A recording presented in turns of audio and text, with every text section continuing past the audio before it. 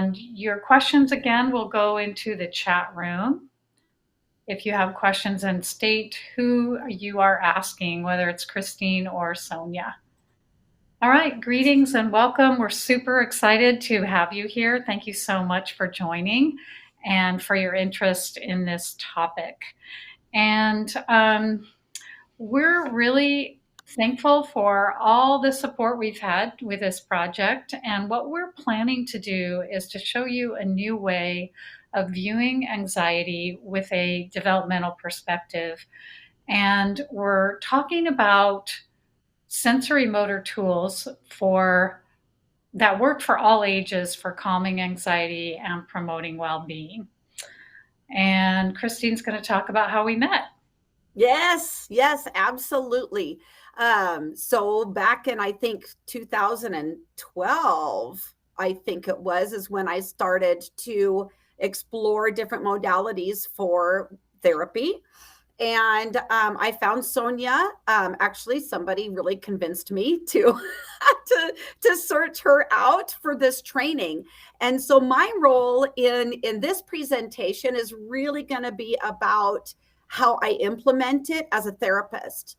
And Sonia's the expert on this. I just am the one who is the expert in using it on therapy roles. So that shares a little bit about about what our roles are in this presentation. And so that's why, so if you have a question specifically for me about implementing it in therapy, great, put my name, then the question. Sonia is the expert on the whole everything. Well, it's very interesting. I was trained in part by a psychiatrist, but I am not a mental health therapist. I am a neurodevelopmental movement educator, and I'm in a master's program right now studying movement science. So this is part of the reason why we're all here. And as what we're attempting to do here, let me just let me just put this up here. This is information that Christine found. So go ahead.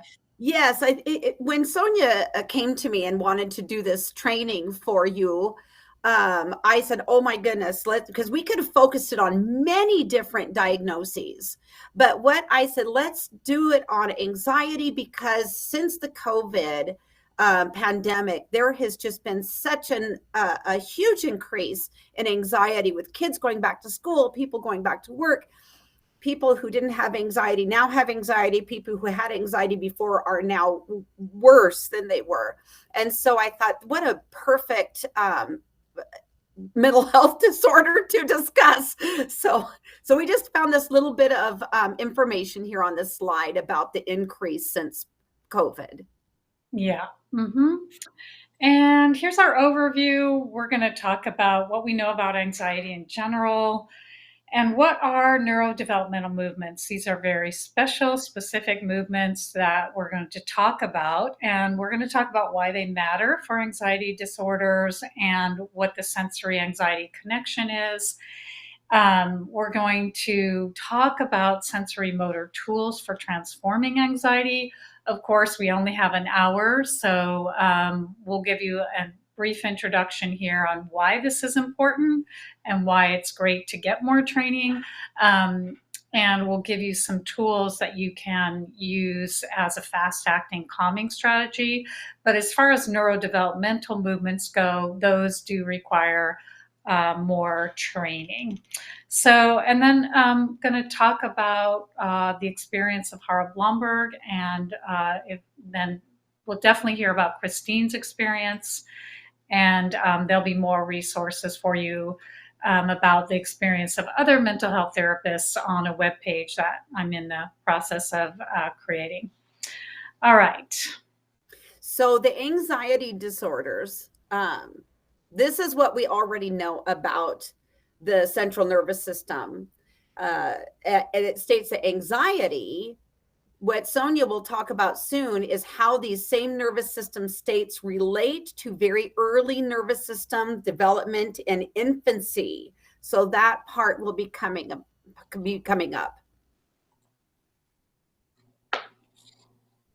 Common treatments for anxiety, as a lot of you know, I didn't get a chance to see who is here, what their professions are, but just a brief overview.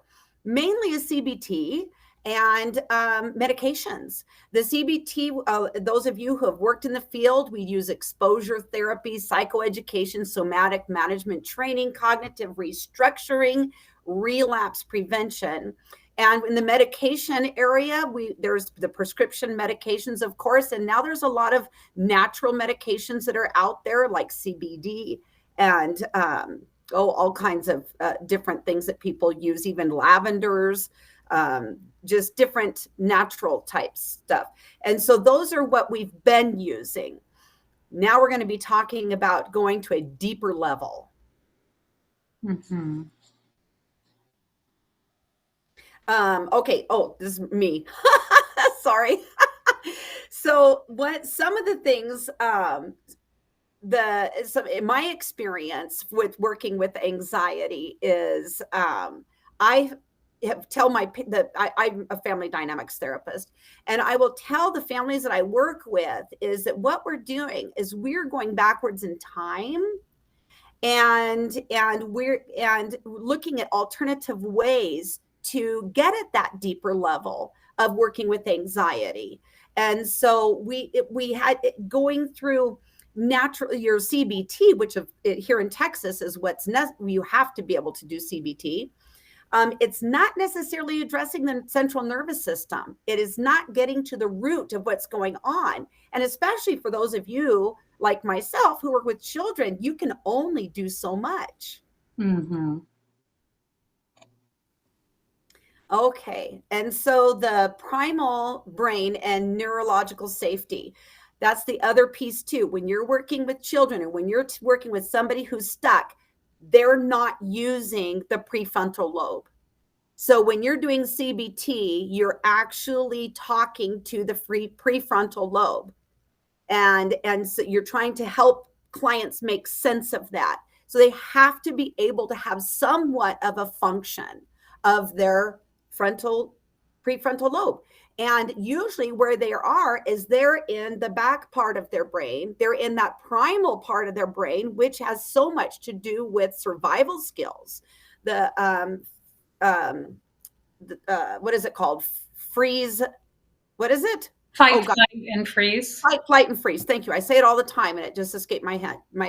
Fight, flight, and freeze. And so, how can you address with cognitive behavioral therapy in that state, and not just with children but adults as well? So this is where we're going to actually start addressing those states. Mm-hmm. Okay. So I just wanted to point out that when Christine said we can go back in time, the way we're going back in time is to use movements from early development. So it's not going back in time in a cognitive therapeutic way, but actually using movements. So what we find is that these movements, and these are very specific, special movements, that they help us. They're a doorway into the nervous system, and they can transform and change the actual nervous system. So what are these movements? They're neurodevelopmental movements, and that's an umbrella term for at least 3 different categories of movements. And these are the 3 main ones. The first ones are infant reflexes, then we have developmental movements, and then we have innate rhythmic movements. So it turns out that these are not just random movements that infants do. They're actually critically important for development and for our entire future, because they set the foundation not only of our nervous system, but the whole brain, the body, and the sensory systems as well. So these movements, again, they're innate and they're automatic. They're involuntary movements. They're not cognitive voluntary movements. They start in the womb, and they're present and helping the baby in the birthing process, and then they're present through infancy. And they're super important. And this picture will kind of give you a feel for how important these are. So I want you to really look at these babies And I want you to, first of all, notice the difference. And if you had to answer the question, not really knowing much about neurodevelopmental movement yet, but if you had to ask which babies are more likely to experience depression or anxiety later on in life, I'm curious what you come up with. So think about that. And I'll just give you a little hint in just a minute, but please notice the difference in their bodies. And these babies are very different because one set of babies has had the full repertoire of innate movements that enabled them to build their core strength, build their posture and alignment, and their brain, body, and sensory systems, whereas the other babies do not have that same foundation. And I kind of gave it away there, but you can see the difference between the top panel and the bottom panel. And it's funny because I've done a lot of workshops where I've taught these movements live to groups of adults. And almost always, if I ask them the question, like they'll be sitting in their chair and I'll say, all right, everybody, play along with me. We're going to all pretend we're depressed. And everybody in the room, just almost without fail, slumps and puts their head down and just looks down and just kind of caves inward. And you can see that's what's happening with the babies who don't have their proper development. And those are the babies on the bottom. So hopefully you are able to see that.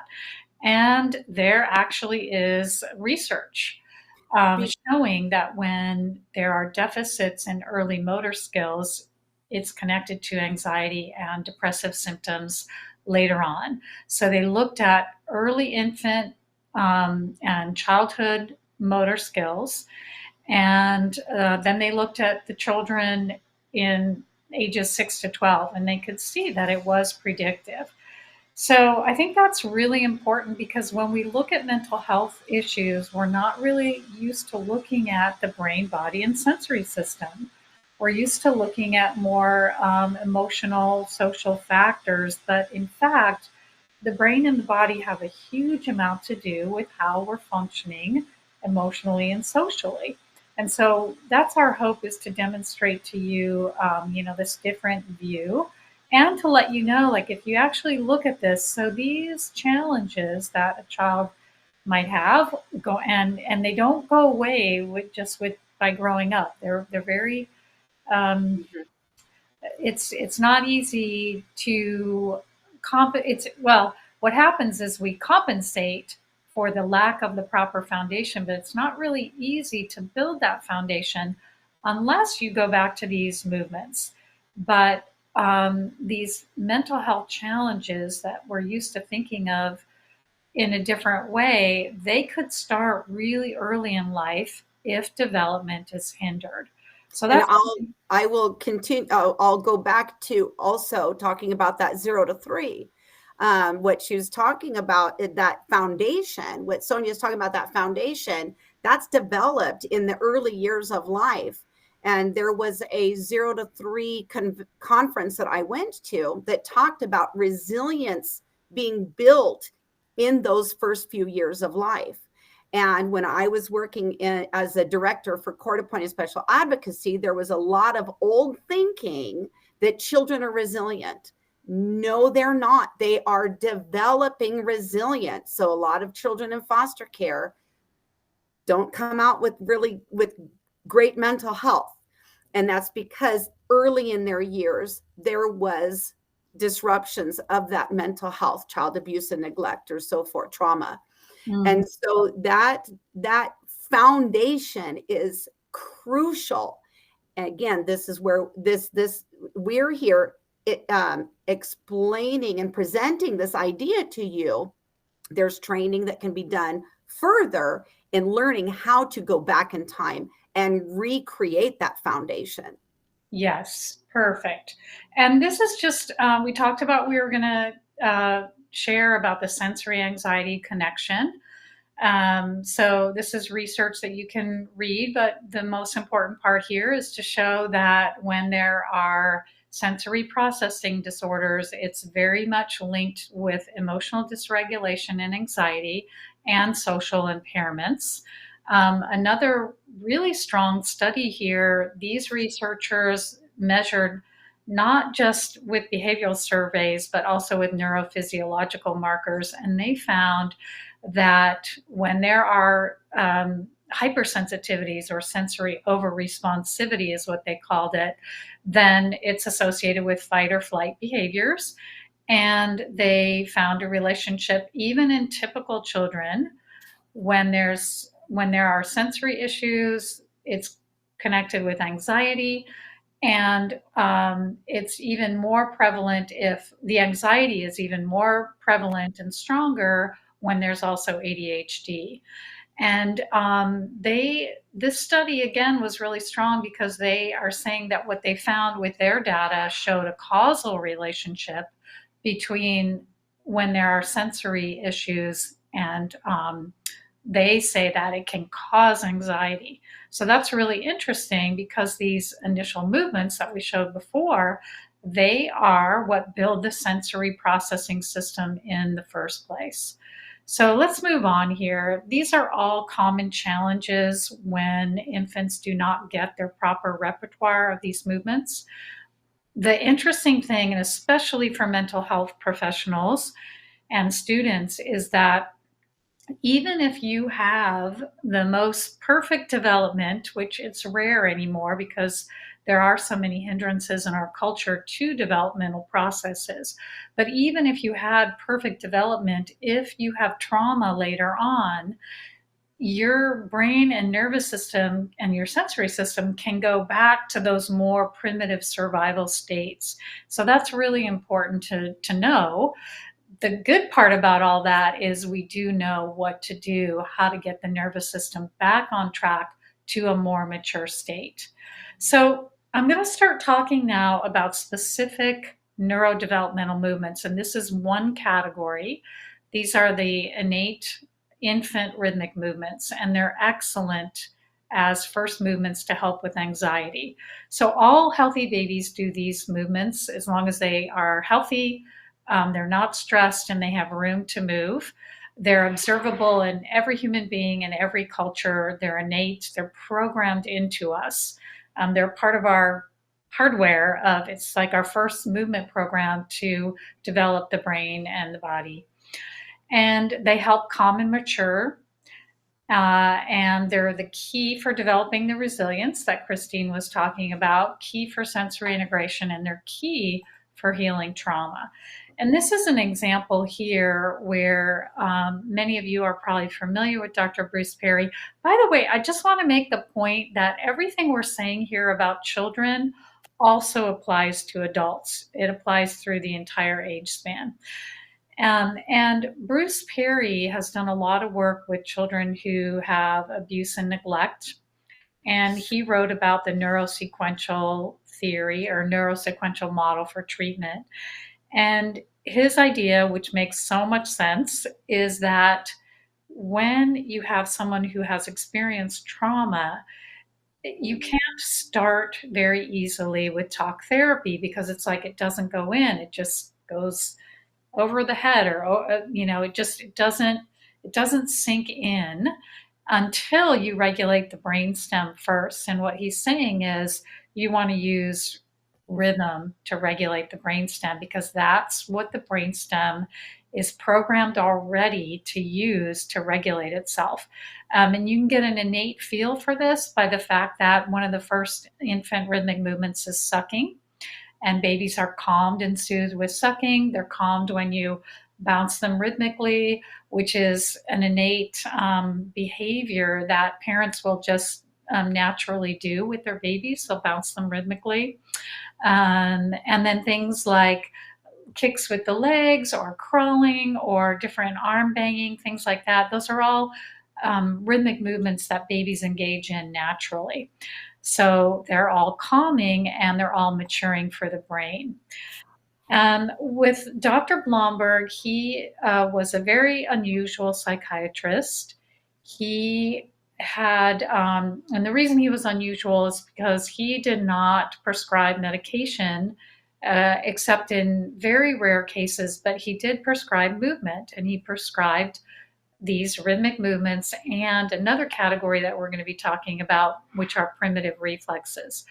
So he first learned the rhythmic movements through Kerstin Linda in Sweden, and he went to her because he had challenges due to having had polio as a child. And he got really good results, but he also said he was astounded because he took the movements back to his psychiatric patients. These were adults. And he said he saw amazing results and amazing recovery, even in protracted schizophrenia. And what he said is, again, he was astounded because there was nothing in his medical training that prepared him to understand how you could even make these kinds of changes with movement. So he went on to study with Kerstin Linda and then applied these movements with children as well, with great results. Here's an example. So the students that come to me to learn this are often occupational therapists, parents, educators, physical therapists, sometimes vision doctors, sometimes chiropractors, pain specialists, trauma specialists, and they're all saying the same thing, like, wow, this works so well. We're just amazed. But it's because they're deeply recognized by the brain and the nervous system. And so when you start to do these movements, the brain takes it in like food and knows what to do with it. It starts developing. And the big thing it does is it even calms those primitive states of fight or flight that we see in infancy naturally. So here's an example. And also, I believe that when you have severe behavior issues, it's due to an underlying fight or flight response. It's not that there are certain children that are bad. It's because they haven't developed enough to have the feelings of safety, survival, and emotional social security. So this little boy was in 8 years old in a special school, and when he had a meltdown or got triggered on something, it was really bad. It was super severe with kicking, yelling, throwing chairs, where he would be pinned down by 4 or 5 adults. So really challenging situation, traumatic for everyone. And they started doing these innate rhythmic movements. And within 6 weeks, he had hardly any behavioral or emotional outbursts. And they also noticed that he made great gains with balance, coordination, sensory processing, impulse control, and frustration tolerance. And that's because the movements work to do all that. It's like a global development that we're seeing. So I'm going to show you a little example of what a rhythmic movement might look like, but I just want to be clear that we're at the very beginning stages. I hope all of you will go on to learn more about this because it's so incredibly useful. But right now, we're just at the process of gaining knowledge. I'm going to show you some of the evidence basis and rationale along with Christine. And step 2, 3, and 4, which are the ones we hope that you're inspired to do as a result of this training. But I'm going to show you this movement, but really you need more training to know how to apply these, because in some situations, you have to know what to do in case somebody's trauma does come up and how to work with that. And then you just have to know more of the particulars. But let me just quickly give you just sort of a taste of one. There are many, many of these movements, but here's a little taste of one.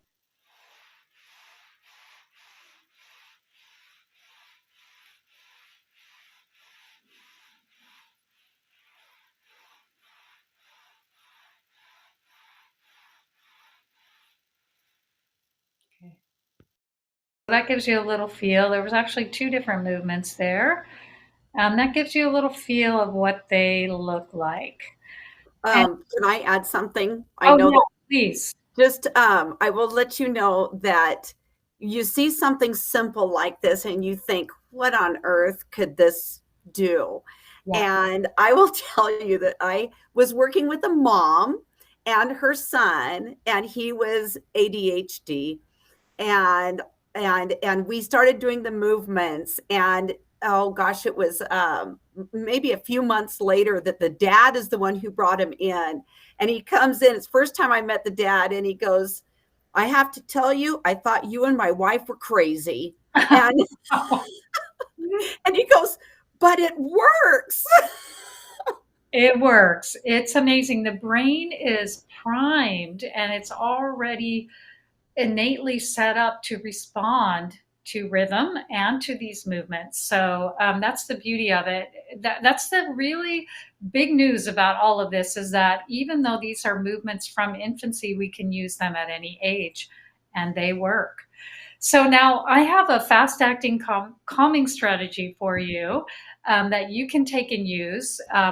Not the rhythmic movement, because that does require more training, but you can take this and use it. These are more integrative movements. They're not neurodevelopmental, but they work really well. And so we're going And I to do can prove it.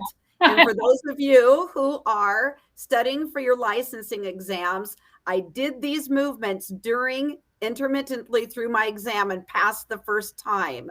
And I was very anxious about it. Yeah, so they help to relieve anxiety. I call it a brain tune-up. I originally learned this in my brain gym courses. So in that program, they call it PACE, and that stands for positive, active, clear, and energetic. So I'm going to give, what I'd like you to do is get your water, take a sip of water, and then what I'm going to do is I'm going to play a video and then a second video. But what I want you to do is just follow along with the video. It just takes a couple minutes.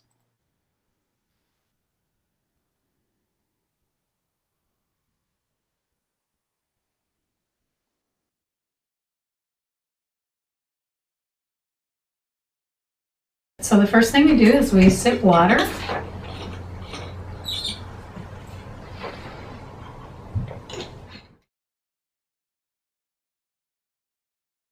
Okay, so these points that are called brain buttons in kinesiology, they're called the K27 points. They help the brain communication, the left and the right sides of the brain. And K27 refers to the 27th point on the kidney meridian. That's why it's called K27. And this is the very top or end point of your kidney meridian. So what you do is you just trace down your collarbone, and then when you get to the end of your collarbone, you drop slightly down, just under the collarbone and to either side of the sternum. And those are the 2 points, and one hand goes on the navel and the other rubs those 2 points. Most people experience this helps them feel more alert. It can be quite calming for some individuals. This could also be quite helpful for dizziness. The cross crawl, which is very basic, so we can stand for this, or you can sit, activating the left and the right side of the brain. And of course, when I do this with children and I show them what to do, it's very instructive to see whether they can do this or not. And when kids go really, really fast, oftentimes that's a compensation. They don't quite have the rhythm, or it's hard for them, so they just go like this. Right. And I say, that was really good. Now let's try really slow and see what happens. So go really slow. Right. It's much harder because you have to balance now. Remember that part that I said at the end where I said it's harder because you have to balance? That's going to come up later, because balance is a sense, it's one of the sensory systems that's actually really important in the discussion about anxiety.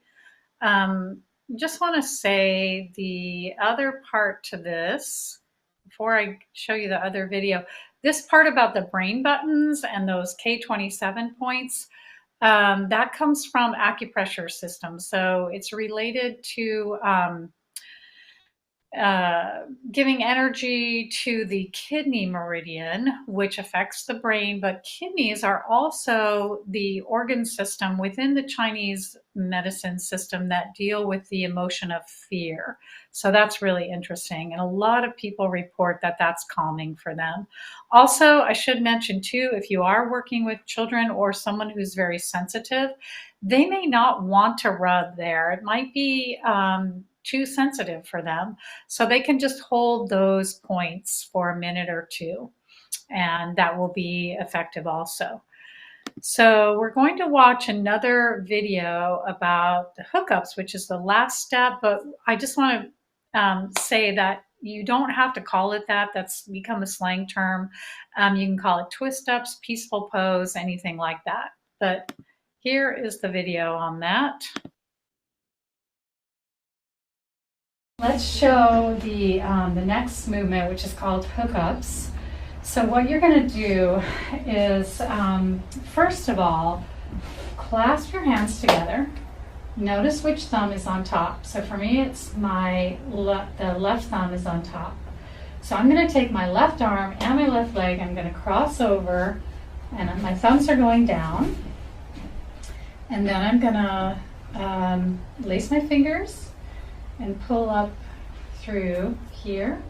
And then the other part of this is I'm going to breathe through my nose, and the tongue rests on the roof of my mouth. Okay, so when we feel complete with this, we just uncross and the fingertips come together, and then we're complete. So that is the whole sequence there, and it is actually very effective. And this is a doctoral dissertation talking about just the exact same sequence that you just participated in. And they did this, I think, for 4 minutes, and they did it with a group of first-year nursing students. They first established a baseline, and there was definitely self-reported anxieties and in high levels. And then they split the group into some of them got the brain tune-up and the others got no intervention. And you can see the difference there, a much bigger reduction in self-reported anxiety and a bigger increase, almost 20% in performance. Whereas when there was no intervention, there was no consistent behavior change, plus a higher failure rate. All right, so that is a nice thing to do if you are or your clients are experiencing stress or overwhelm or tension or any kind of negativity. It's very helpful.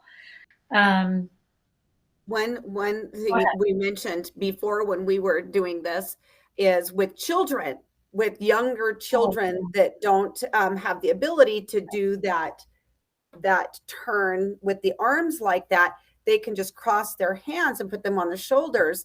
And one thing that that I have implemented in my sessions when I've got kids that are pretty wired or parents that are frustrated is I tell them penguin sitting.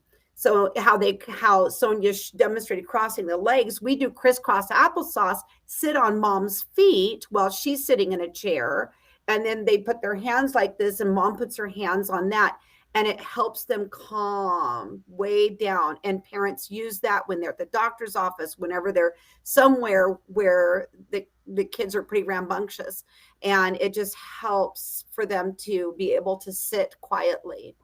oh, that's wonderful. Yeah, parents love these tools, and so do the children, because the children can even feel them working, and often they will request them, which is lovely.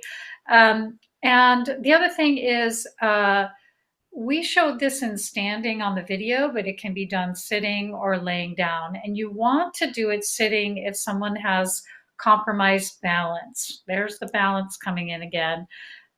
We're going to talk about that in just a moment. So we talked about the sensory anxiety connection. We've talked about neurodevelopmental movements in general. We've talked about one category so far, which are the rhythmic movements. Now I'm talking about a second category of neurodevelopmental movement, and these are the primitive reflexes. These are very specific movements that are stimulated by a sensory stimulus. And one of them that's very commonly known is when you take a little baby and you put your finger in their hand, they will grasp it. A very young baby, they'll grasp it. And it's surprising how tight it is. It's a really endearing reflex. And that is, reflexes always have jobs. They are for our survival, our protection, and our development, and that's why they're there. We don't develop well and optimally unless those movements are used in infancy. And so these are innately designed to emerge, and then they repeat over and over and over until their jobs are complete. And then there's some innate intelligence that knows, okay, I got enough of this. I don't have to do that anymore. I can move on to more precise voluntary movements. So I hope that makes sense to everyone. And they should become dormant as the brain matures and inhibited by higher brain centers so that there's no longer this compulsory or obligatory movement where now when you press here, the baby has a choice like, what do I want to do with that? It's not involuntary anymore. And these movements, and there are many of them, they have very long been used in infant neurological exams to determine the health or dysfunction of the central nervous system. So, for our purposes here, we just need to know these are a doorway. They're a window to, they're a window to view the central nervous system, but they're also a doorway with which to change the central nervous system. So, that's important. And if we are in our infant stages and these movements don't become complete, in other words, if they get hindered somewhere along that lifespan, then it causes glitches in the central nervous system. And those glitches are associated with things like neurologic dysfunction, ADHD, learning disorders, and if it's severe, it can be something like cerebral palsy. Now, this is very interesting because this goes way back to the 80s. It's been well known for a very long time that these primitive reflexes are associated with psychological disorders. So you can see right there in the little summary, it says the more frequent the primitive reflexes are, meaning they're retained. They didn't go dormant after infancy. So if they're still active later in life, it can cause a problem. We'll talk about that a little more. But when there are abnormal postural adjustments and abnormal primitive reflexes, meaning they stayed active and they should have been dormant, then it can result in psychopathology. Here are some common challenges in the literature showing that when these primitive reflexes didn't get to complete and go dormant and they're retained, meaning they're still active, they're still there. And by the way, these originate in the brainstem. So the brainstem is being activated when it should be dormant and more mature. This can cause anxiety and all these other things: ADHD, sensory, learning, balance challenges, speech and language challenges, emotional behavior difficulties, and even they've measured this in adult schizophrenia patients. So we have some free resources where you can connect with some of this literature, but I just want to point out right now that of this list of 8 things here, the first 2 and the last 2 are definitely within the realm of mental health common mental health challenges. So there's one particular reflex that has a huge bearing on whether or not we go into the world of toddlerhood, childhood, and on to adulthood with a feeling of safety and calm from the deep level of the nervous system. And that reflex is called the Moro reflex. Sometimes people call it a startle reflex.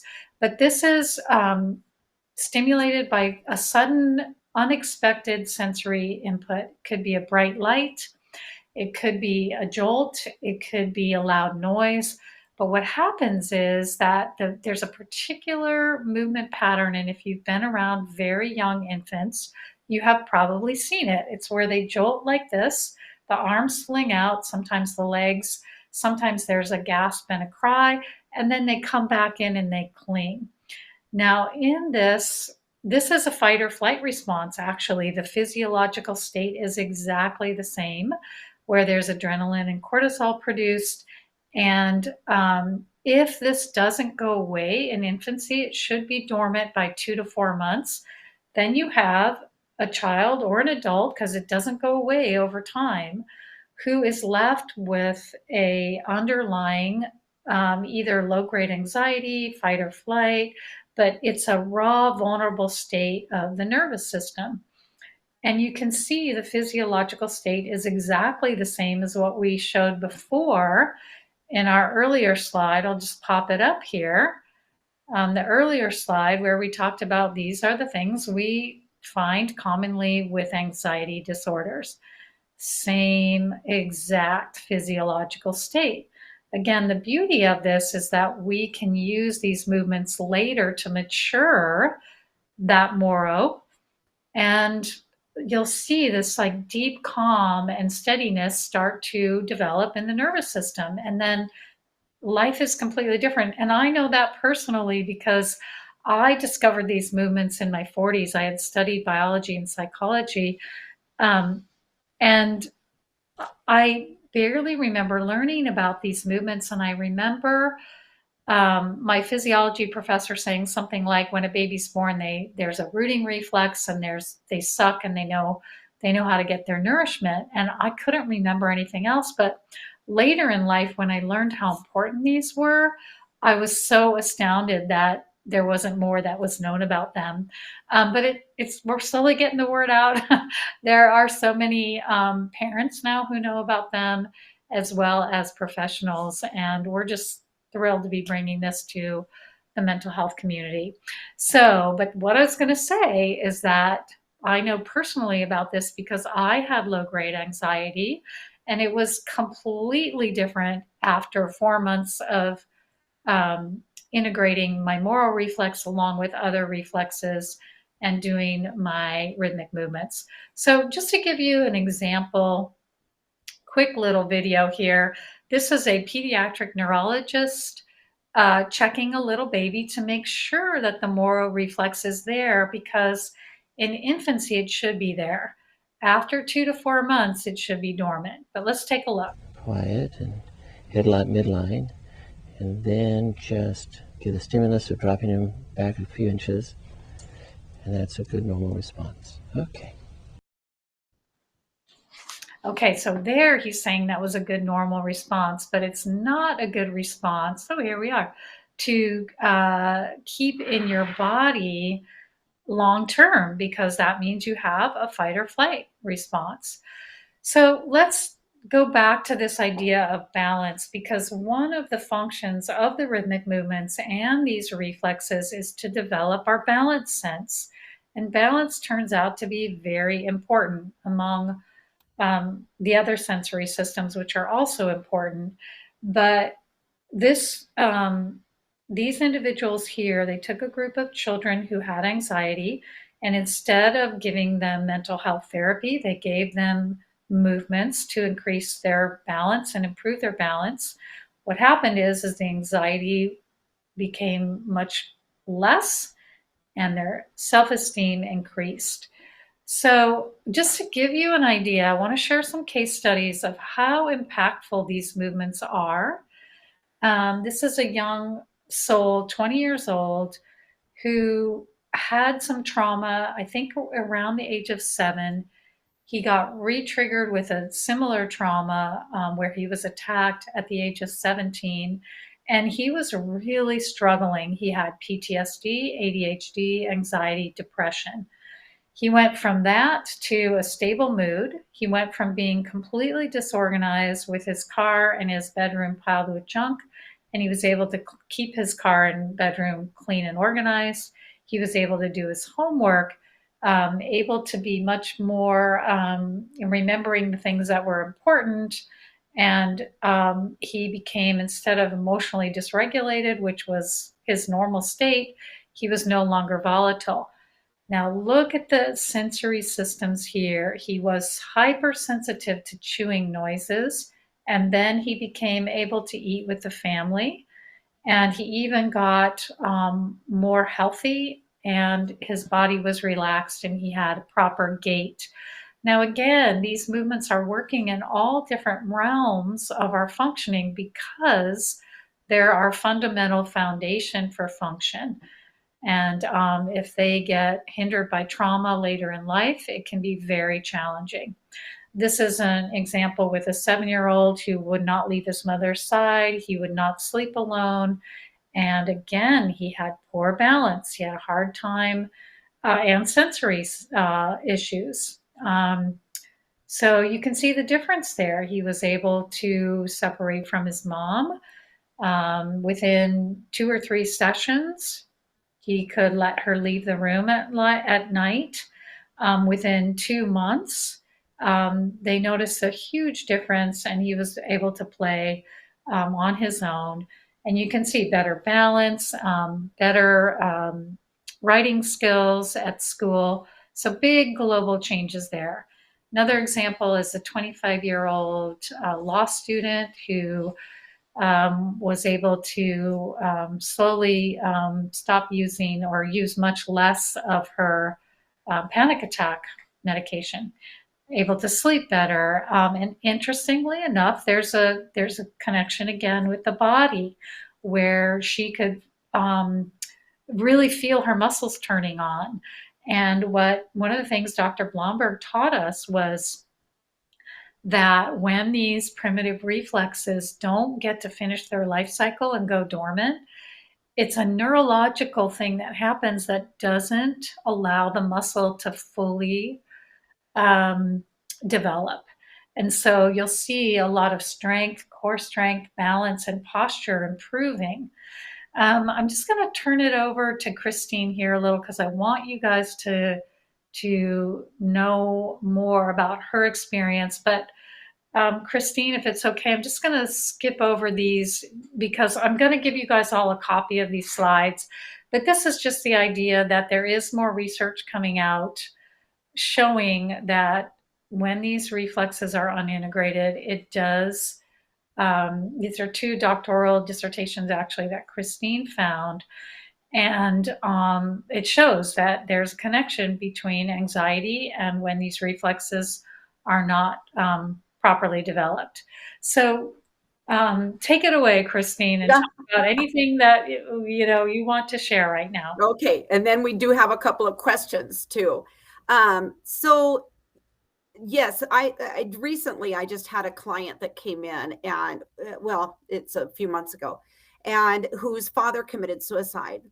And all of a sudden, of course, you've got mental health issues that pop up with such a traumatic experience like that. And I tested her Moro, and her Moro was way off. And we started doing the movements, and she is now reporting 0 anxiety because the trauma happened several years ago, but she had been in and out of inpatient care.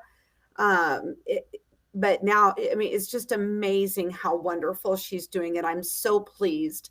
So this research connects anxiety to hindrances in development of the primitive and postural reflexes. This is, according to Dr. Bessel van der Kolk, this is the future of mental health. Yeah. It is. He talks about extensively in several of his presentations and his books. He talks about we need to get to the central nervous system. We need to get to the brain. And so these doctoral research articles that I found, they're new. They're new, and this is definitely the pathway that mental health is going. Mm-hmm. So I'm often asked, well, how do you bill for this? Right. It is so much about education. We explain, because how are you going to get somebody bought in like that dad I was telling you about, saying, you guys are crazy? But you teach these things. I love to teach about the the the not cultural but motherly instinct in all humans to bounce their babies when they're fussy, and how that settles the brain. What is that doing neurologically, and how do we implement that to a fussy kid or a fussy husband? Just kidding, my husband is actually in this presentation. It definitely works for all ages. Yeah, all for all ages. I will also note that my husband was the guinea pig for doing the Moro reflex when I was learning this with Sonia. And we discovered just by accident, which I then called Sonia and another trainer, Moira Dempsey, and said, you won't believe this, but the Moro actually lowers your blood pressure, because we would take his blood pressure before and after. So that was really fun. Yeah, and Christine, I just want to point out, I know we have to wrap up soon, but I want to point out that um, one of the things that I think is really beautiful that I learned from you is that when we are applying these movements and this education for children and adults and families, is we're taking a proactive approach to anxiety as opposed to a reactive approach. So I don't know if you want to share more about that. I'm going to get the link to the test. So give me just a moment if you want to share more about that. I Yes. think maybe people understand it, but I loved that. That was Uh-huh. such a good thing. So when I have people come in, I ask them, do you want to have a proactive response to anxiety? A lot of times, cognitive behavioral therapy is, okay, when you feel anxious, what do you do? And so that's reactive. And it's like, well, wait a minute, why don't we get rid of it? Let's not just respond to it. Yeah. And so, yes, so I get the buy-in. I would like to be proactive. I would like to keep anxiety from happening rather than just responding to anxiety. Yeah, I love that. And you wanted to talk a little bit more about touch because we do apply touch with these movements. And so go ahead and say that from a mental health therapy Yes. perspective. So that is, of course, a mental health consideration, is how do you apply touch to anybody? And so there was a wonderful training that I took off of PESI, PESI, on the ethics of touch, and how now also not only does Dr. Bessel van der Kolk talk about the future of mental health, but also we've also been learning how imperative touch is for healing. And so knowing that, I teach family members to provide this on each other. And you ask them questions that I love being able to present this in my office and say, who wants to video this? Because you're going to do this at home. And not only is physical touch extremely healing, but what better gift can you give a family to give them the power of healing each other? Yes. Yeah, that's really beautiful. All right. So just a couple slides to wrap up. These are benefits for therapists. Go ahead on this one, Christine. Oh, absolutely. Oh my goodness. Self-care. Get your family to do this stuff on yourself. my husband and my daughter were both therapists, or my husband and myself were both therapists, and my daughter, she learned how to do these movements at an early age. And I would say, Lacey, it's time to go to bed. And she's like, but Mom, don't you want me to do the movements on you? And she was, of course, wanting to stay up later. And I'm like, oh, yeah, I do. That's really sweet. Yes, but Wonderful. knowing that this works and having parents come back and say, oh my gosh, this works. I thought you were crazy. This works. Or just, oh my, that we feel so much better. And the reports that come in, it is so energizing to do the work that we do. It just gives you energy. It's absolutely fantastic. Yeah. And I know through my research that there is, quite a bit of challenge, especially for therapists who are working with children, and it can be overwhelming and there can be burnout. So, this is really an antidote to that as we see it. Here is where you can go to learn more. And the first stop would be the first level of the Brain and Sensory Foundations course. You can find out more online at moveplaythrive.com. And I also have a whole web page of resources for you that's just about ready. I'm really excited about it, and I'll be sending you the link to that. And just to wrap up, since we only have 5 minutes to go, what I'm going to make sure that you do is to take this survey. And also, we would like to make sure that we answer your questions in the chat box. So, please take that survey. I actually need it's completely anonymous, and I will need that for my school project. So the evaluation survey, the link is right there. When you at the very end of the survey, and it's really short, you can probably do it in a minute. But at the very end, you'll see a link to an exam. The exam is also, it's a quiz. I think it's 3 questions that are very easy. And then you can get your certificate, you can download it. So for those of you that are going to be earning a CEU. So I'd like to take just a moment and thank everyone for being here. And I'm just so grateful to be able to share this with you. And Christine, thank you so much. I am so thankful for all your help this semester with my project. And there are a couple questions. So I'm going to put this question up. I've got a little whiteboard here where I can just pop these questions up here. The first question is, how impactful is the premature birth process and the temporary isolation that results to sustain life? So there are studies about this, and it's definitely associated with developmental delays, social impairments, learning challenges. And, we are human beings and we're meant to be moving. We're meant to be with other human beings. We're meant to be cared for and nurtured in the beginning parts of life. So depending on how, it's definitely a traumatic event, and it definitely has lifelong consequences unless we intervene. So it's a great question, and there's definitely research about it. And there's even research about premature and low birth weight babies.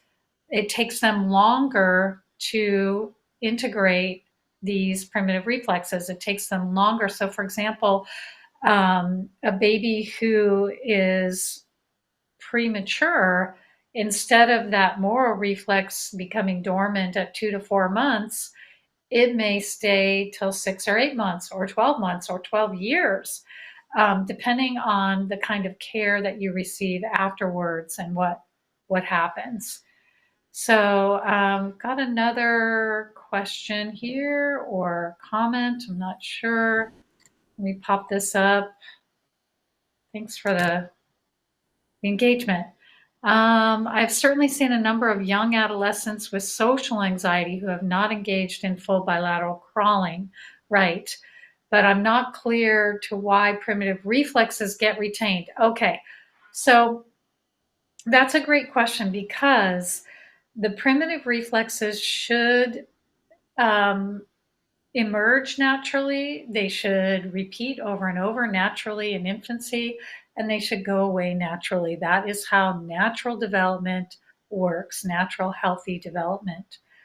But there are many things that get in the way of that. Any kind of trauma, any kind of hindrance to these movements. It could be an illness, an injury, a trauma. It could be not getting to spend enough time in prone, even like in so many areas of our world right now, babies are put in containers, they're put in car seats, they sit in seats and they're slumped in. They should be on their belly moving.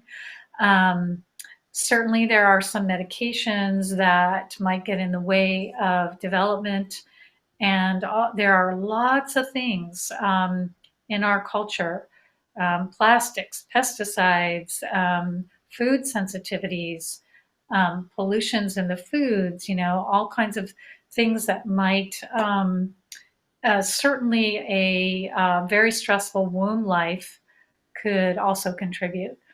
And then one of the things, sadly, that Dr. Blomberg pointed out and talked about, and there is research, is that babies are affected in the womb by things like ultrasound, electromagnetic frequencies. And he believed that those things, the wireless technologies, were definitely hindering the development of our children. And he had research to back it up. There's a Dutch study where they showed, they looked at 13,000 children, and if they had been exposed to electromagnetic frequencies by their mom using a cell phone in utero, they were much more likely to have ADHD, far more likely. And so that research is out there, but it's not well publicized, Or probably well received. or it's not well received. Yeah, Mhm. and it's sad because the wireless devices are addicting, and it's hard for people to give them up, but Mhm. it is impacting our development. Yeah, any other questions, comments? I'll expand just a little bit more on that on the mental health area, as far as primitive reflexes get retained. They can have an integrated reflex, but like my client who had her father commit suicide, that is the result. That's a trauma. And Yeah, excuse me, my thing is dying. And the other thing too is you'll see this in PTSD. So that trauma response, the startle reflex with PTSD, that's all can be from a trauma. yeah, exactly. And yeah, again, the big idea here is that you can go back later in life, apply these movements, and the nervous system goes, "Oh, thank you," and calms down, and you reach much higher and better levels of calm, maturity, and function. So that's what we have for you. And, we're here also. If you guys want to take your quiz, if you have any questions, you can always ask me if you need any clarification, but it should be very easy. And again, I just want to thank everyone. I'm super excited. I will be following up with an email, and we'll get you that free resources page where you're going to get a copy of the slides. You'll get a copy of the evidence ebook if you'd like to see some of the studies. And there's also going to be case studies on there. And then you'll see how it's been working. There's videos of other mental health therapy, another mental health therapist sharing her perspective also. She's been using these movements for a number of years. That's Kathy Schnebley, actually. And she was the one that convinced Christine to come and get some training. Anyway, any kind of comments in the chat? I thank you guys so much. You can just type your impressions if you'd like in the chat box. I really appreciate it. And anything we can do to help you if you want to carry on in this path, we will be happy to do that. All right. Thanks, Christine. Thank you. Bye for now. I'll stay on in case there are other questions, but I'm going to go ahead and stop the recording. And many blessings, everyone. I really appreciate you being here and embracing this new and hopefully inspiring knowledge.